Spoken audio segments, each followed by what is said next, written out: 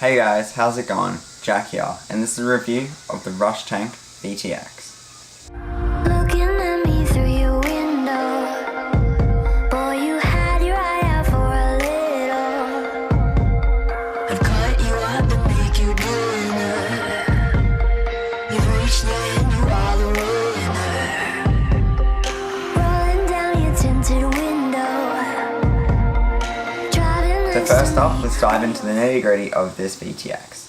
So the Tank can take an input voltage of 7 to 25 volts and outputs 5 volts. This VTX supports 48 channels and is capable of 25, 200, 500 and 800 milliwatts. It is also worth mentioning that it is capable of PIT mode and supports TVS smart audio.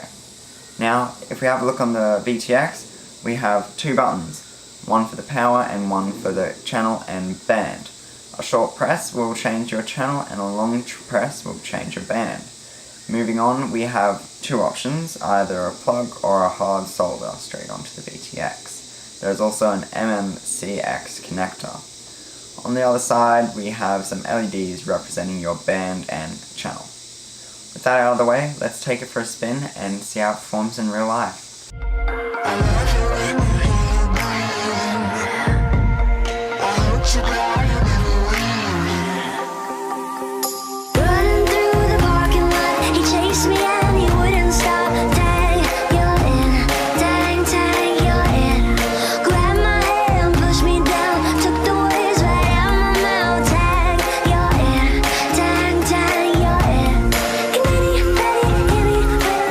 Overall, I really like the performance of this VTX from Rush.